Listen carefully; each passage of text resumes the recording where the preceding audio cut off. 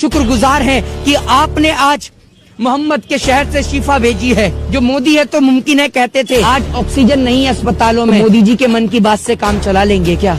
कि मोदी जी ऑक्सीजन तो मुहैया नहीं करा पाए, कम से कम इस्तीफा ही मुहैया करा दो। ऑक्सीजन के चलते दर बदर वो माँ अपने बेटे को अपनी आंखों के सामने खोते हुए देख रही है। कोई बेटा अपनी माँ को खोते हुए देख रहा है डॉक्टर से कि एक बार चेक तो कर लो कि मेरे पिता की सांस चल भी रही है या नहीं चल रही है। मोहम्मद के शहर से हवा आ रही है, जीवनदायी संजीवनी ऑक्सीजन आ रहा है। दोस्तों नमस्कार, मैं हूं आपका दोस्त जाहिद, आप देख रहे हैं डेली इन।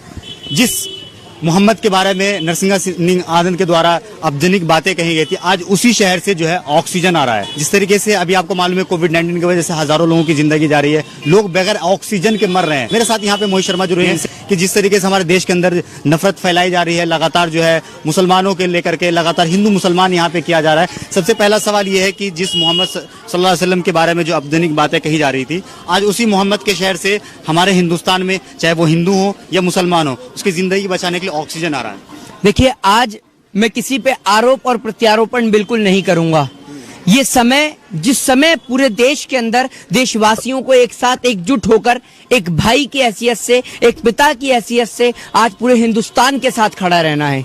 आज ऐसी परिस्थिति की घड़ी आ चुकी है कि जिस समय शमशान पे लाशों का ढेर लग चुका है, कब्रिस्तान के बाहर लाशों का ढेर लग चुका है, इस लाशों के ढेर से किस तरीके से निजात पाई जाए और किस तरीके से एक कोरोना से जंग, किस तरीके से भारत देश को लड़ी जाए। आज देश को ऑक्सीजन की जरूरत है और जिस ऑक्सीजन की मदद करने के लिए सऊदी अरबिया ने जिस तरीके से भारत की ओर आगे हाथ बढ़ाया है और भारत को ऑक्सीजन दी है, ये तमाचा उन देश के लोगों के मुंह पर है जो देश के अंदर रहकर नफरत का जहर घोलते हैं।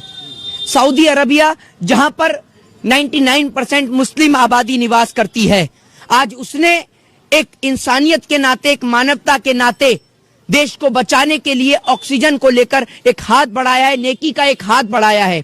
और इस नेकी के हाथ में पूरे विश्व से हम गुहार लगाते हैं कि वो हिंदुस्तान के साथ स्टैंड होकर खड़ा रहे, क्योंकि जब हम इस जंग से लड़ पाएंगे, जब हमारे देश के अंदर नफरत को दूर किया जाएगा और देश का हर एक नागरिक साथ खड़ा होगा एक दूसरे नागरिक के साथ में, वो जाति और धर्म के नाते नहीं, इंसानियत और मानवता के नाते। और मोदी जी को कहना चाहूंगा कि मोदी जी ऑक्सीजन तो मुहैया नहीं करा पाए, कम से कम इस्तीफा ही मुहैया करा दो, क्योंकि आप ऑक्सीजन तो दे नहीं पा रहे।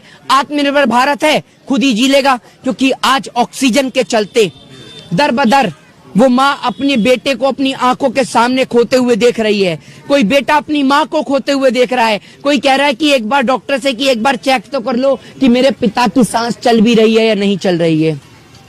वो लोग जो देश के अंदर कहते थे मोदी है तो मुमकिन है, एक बार अस्पताल के बाहर जाकर आज कहकर दिखा दो कि मोदी है तो मुमकिन है। आप लोगों को पता चल जाएगा कि मोदी है तो लाशों के ढेर मुमकिन है। लेकिन आज इन सब बातों को ना किया जाए तो बेहतर है, क्योंकि आज देश एक बहुत बड़ी परिस्थिति से जूझ रहा है और हमें इस परिस्थिति से भारत को, इंडिया को निजात दिलानी है। और अगर निजात सोशल डिस्टेंसिंग से मिलती है तो हम भी पालन करेंगे। अगर निजात मास्क से मिलेगी तो बिल्कुल मेरी जेब में है, और जब मैं अगर आपको बोल रहा हूं तो मैंने मास्क नहीं लगाया है, लेकिन अगर मास्क से निजात मिलेगी तो हम मास्क भी लगाएंगे। लेकिन बेशर्त सरकार की जो जिम्मेदारियां हैं, सरकार को भी उन जिम्मेदारियों का पालन करना चाहिए। समझ रहे हैं? अगर ये मास्क से लोगों की जान बचती है तो हम भी लगाते हैं, हम भी इस जंग में देश के साथ, स्टैंड के साथ खड़े हैं। लेकिन सरकार की जो जिम्मेदारियां हैं कि देश के अंदर लोगों को ऑक्सीजन मुहैया कराने की, बेड मुहैया कराने की, सरकार अपनी जिम्मेदारियों से हाथ परे नहीं कर सकती। आज पूरा देश इस महामारी से जूझ रहा है और प्रधानमंत्री मोदी बंगाल में रैली करें या बांग्लादेश जाएं तो ये बिल्कुल भी ठीक नहीं लगता। और देश के अंदर की जो परिस्थिति है हिंदू मुस्लिम को लेकर, विदेशी मीडिया ने जो है प्रधानमंत्री मोदी को फेल्योर बताया। हमारा हिंदुस्तान जहन्नुम नहीं, हमारे हिंदुस्तान को जहन्नुम बनाने वाले इस देश के कुछ नेता हैं। घर के अंदर अगर कोई एक सांप घुस जाए तो लोग यूं नहीं कह सकते कि पूरे घर में सबको ढसने वाले लोग हैं, उस सांप को दूर किया जाता है। घर में अगर कोई एक व्यक्ति जहर घोलता है तो घर के सभी लोग खराब नहीं होते। समझ रहे हैं? हमारा हिंदुस्तान आज परिस्थिति से जूझ रहा है और हमें इस बात का यकीन है कि हम इस परिस्थिति से जल्द बाहर निकलेंगे।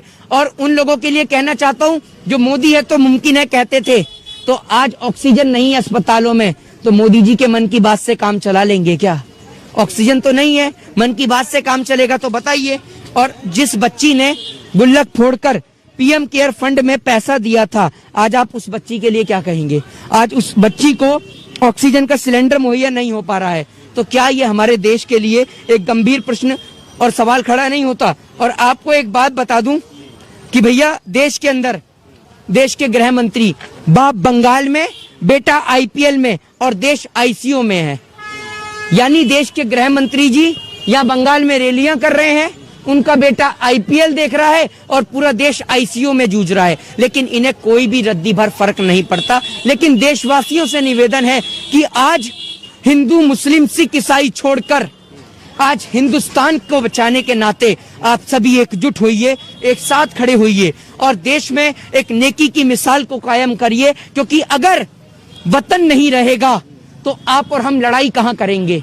तो अगर हमें लड़ाई जो भी है उस लड़ाई को भूल के आज नेकी का एक रास्ता अपनाना है, लोगों को गले से लगाना है। अगर कोई अस्पताल में मजबूर है तो उसकी मदद कीजिए, कोई भूखा है तो रोटी दीजिए, प्यासा है तो पानी दीजिए, और अगर आप ऑक्सीजन मुहैया करा सकते हैं तो ऑक्सीजन मुहैया कराइए, उन्हें बेड दिला सकते हैं तो बेड दिलाइए। योगी आदित्यनाथ जो है लगातार ये दावा कर रहे हैं कि यूपी के अंदर, उत्तर प्रदेश के अंदर सब कुछ ठीक चल रहा है, यहाँ पे हॉस्पिटल भी है, यहाँ पे बेड भी है, वेंटिलेटर भी है, सब कुछ ठीक चल रहा है। देखिए, नो कमेंट्स, कुछ नहीं बोलना चाहूंगा उसके लिए। आज आपको लगता है कि देश में लाशों का अंबार लग चुका है, और आज भी अगर हम आरोप और प्रत्यारोपण करें तो बहुत गलत है। हमारी चुप्पी उनके मुंह पे कड़ा तमाचा है, देश के नेताओं पे कड़ा तमाचा है।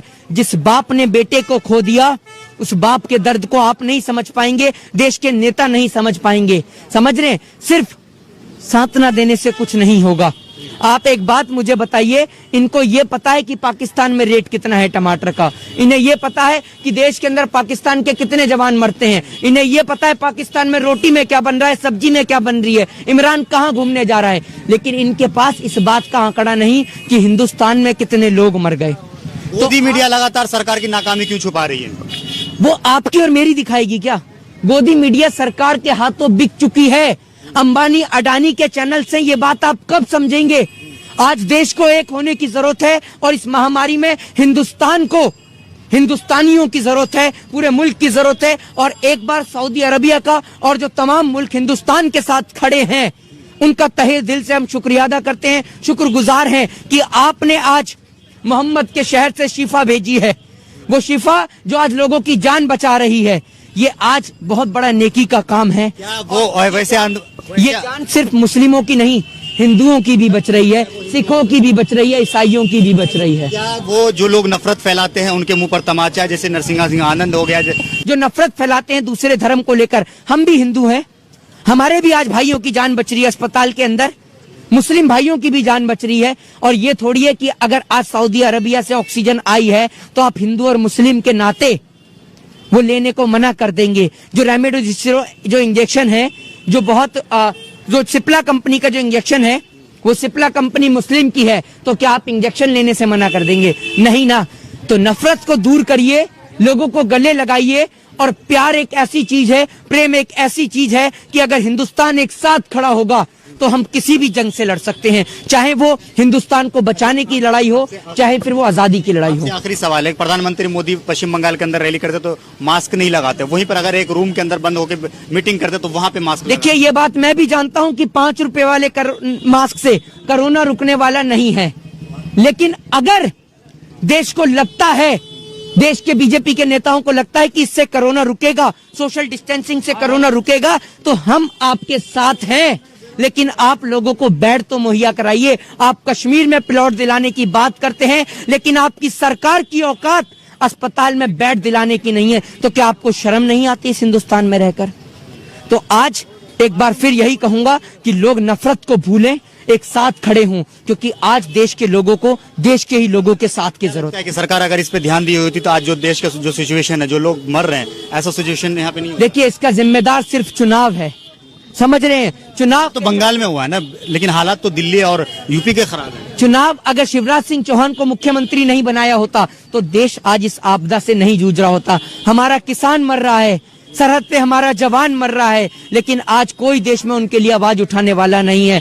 मंदिर मस्जिद गिरजा घर के चलते, धर्म की अफीम के चलते आज हिंदुस्तान को, मुल्क को तबाह करा जा रहा है। ये लोगों को समझना होगा, एक साथ खड़ा होना होगा और देश में प्रेम को बांटना होगा। जय हिंद, जय भारत, वंदे मातरम। तो मेरे साथ यहाँ पे मोहित शर्मा जी रहे थे। आपको मालूम है कि कई जगह से आपने ये देखा होगा कि मस्जिद को जो है हॉस्पिटल में बदल दिया गया है, वहीं पर गुरुद्वारे को हॉस्पिटल में बदल दिया गया, वहीं पर मंदिर को गुरुद्वारे में, ये मंदिर को जो हॉस्पिटल में बदल दिया गया। तो ये वैसे लोगों के लिए मुंह पर तमाचा है जो हमेशा हिंदू मुसलमान करते हैं, हिंदू मुसलमान के बीच नफरत फैलाते हैं। आपको क्या लगता है? वीडियो के नीचे कमेंट करके जरूर बताएगा। वीडियो अगर आपको अच्छा लगा तो इसे लाइक और शेयर जरूर कीजिएगा। जय हिंद, जय भारत, अपना ख्याल रखिए, हंसते रहिए, मुस्कुराते रहिए। कई जगह से आपने ये देखा होगा कि मस्जिद को जो है हॉस्पिटल में बदल दिया गया है, वहीं पर गुरुद्वारे को हॉस्पिटल में बदल दिया गया, वहीं पर मंदिर को गुरुद्वारे में, ये मंदिर को जो हॉस्पिटल में बदल दिया गया। तो ये वैसे लोगों के लिए मुंह पर तमाचा है जो हमेशा हिंदू मुसलमान करते हैं, हिंदू मुसलमान के बीच नफरत फैलाते हैं। आपको क्या लगता है? वीडियो के नीचे कमेंट करके जरूर बताएगा। वीडियो अगर आपको अच्छा लगा तो इसे लाइक और शेयर जरूर कीजिएगा। जय हिंद, जय भारत, अपना ख्याल रखिए, हंसते रहिए, मुस्कुराते रहिए। शुक्रगुजार हैं कि आपने आज